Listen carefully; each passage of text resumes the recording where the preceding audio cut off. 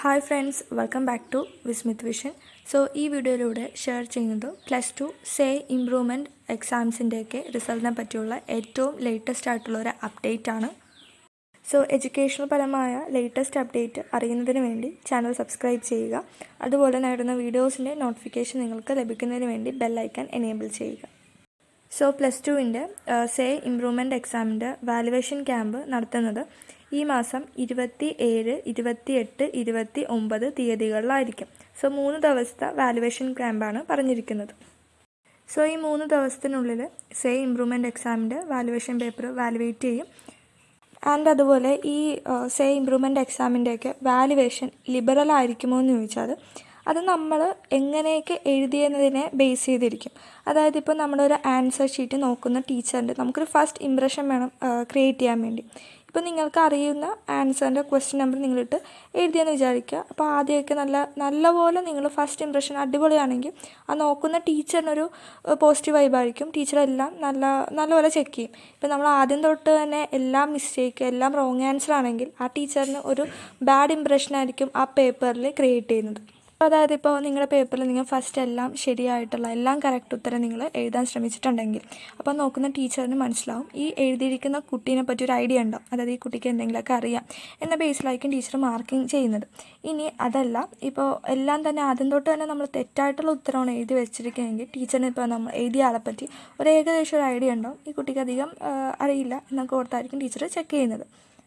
Anyway, എഴുതിയ അനുസരിച്ചിരിക്കും നമ്മുടെ മാർക്ക്. അതുപോലെ ലിബറലായിരിക്കുമോ ഭയങ്കര അങ്ങനെയൊന്നും നമ്മൾ ഓർത്തിട്ട് കാര്യമില്ല. അതുപോലെ ടീച്ചേഴ്സ് അവർക്ക് തോന്നിയ ഒരു മാർക്കൊക്കെ എക്സ്ട്രാ ഇടണമെന്ന് നിർബന്ധമില്ല. അത് ഓരോ ടീച്ചറിനെ ബേസ് ചെയ്തിരിക്കും. സോ വാലുവേഷൻ ക്യാമ്പ് ഈ മന്ത് എൻഡോടെ അവസാനിക്കുന്നതായിരിക്കും. ആൻഡ് ടാബുലേഷൻ വർക്ക് മാത്രമേ റിമൈനിങ് ഉള്ളൂ. ആൻഡ് നിങ്ങളുടെ റിസൾട്ട് ജൂലൈ 2nd വീക്കിലൊക്കെ പബ്ലിഷ് ചെയ്യുന്നതായിരിക്കും.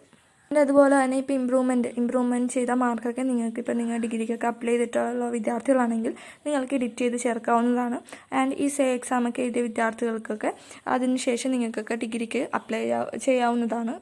സോ ആൻഡ് ഈ സേ എക്സാമൊക്കെ എഴുതി കഴിഞ്ഞ വിദ്യാർത്ഥികൾക്ക് ഇപ്പോഴും ടെൻഷൻ ഉണ്ടാവും. കാരണം എന്ന് വെച്ചാൽ ഇപ്പോൾ നിങ്ങൾക്ക് ഇനി ഡിഗ്രിക്കൊക്കെ അപ്ലൈ ചെയ്യാൻ വേണ്ടി ഇനിയും താമസിക്കും. സോ ഇനി അപ്ലൈ ചെയ്തിട്ട് കാര്യം ഉണ്ടാവുമോ, സോ നമുക്ക് ഇഷ്ടപ്പെട്ട ആ കോഴ്സിലേക്ക് നമുക്ക് സീറ്റ് ലഭിക്കുമോ എന്നൊക്കെ കുറേ ടെൻഷൻ. അതായത് ഈ ഡിഗ്രിയുടെയൊക്കെ ആപ്ലിക്കേഷൻ വിളിക്കുമ്പോൾ മിക്ക വിദ്യാർത്ഥികളും ഡിഗ്രിക്ക് അപ്ലൈ ചെയ്യും.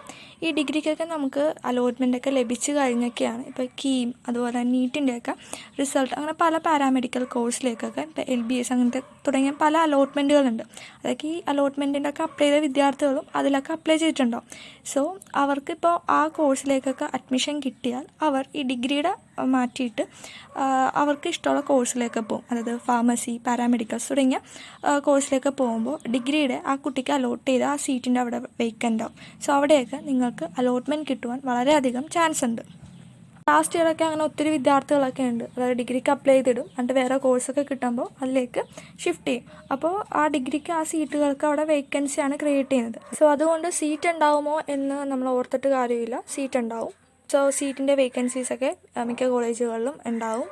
ആൻഡ് ലാസ്റ്റ് ഒരു കമൻസിലൊക്കെ ചോദിച്ചിരുന്നു, അതായത് ഈ സേ എക്സാമിൻ്റെയൊക്കെ റിസൾട്ട് വന്നതിന് ശേഷം ഈ റീവാലുവേഷനൊക്കെ ഉണ്ടാവുമോ എന്ന്. ഉണ്ടാവും. സേ എക്സാമിൻ്റെ റിസൾട്ട് വന്നതിന് ശേഷം റീവാലുവേഷൻ, സ്ക്രൂട്ടിനി, ഫോട്ടോകോപ്പിയൊക്കെ ഉണ്ടാവുന്നതാണ്. ആൻഡ് ഈ സേ എക്സാമിൻ്റെ റിസൾട്ടിനെ പറ്റി കിട്ടുന്ന ഇനി എല്ലാ ലേറ്റസ്റ്റ് അപ്ഡേറ്റും ചാനലിൽ ഷെയർ ചെയ്യുന്നതായിരിക്കും. സോ വീഡിയോ നിങ്ങൾക്ക് യൂസ്ഫുൾ ആണെന്ന് തോന്നിയാൽ ചാനൽ സബ്സ്ക്രൈബ് ചെയ്യുക. സോ റിസൾട്ടിനൊക്കെ വേണ്ടി വെയിറ്റ് ചെയ്യുന്ന മറ്റു വിദ്യാർത്ഥികൾക്ക് ഈ വീഡിയോ നിങ്ങളൊന്ന് ഷെയർ ചെയ്ത് കൊടുക്കുക.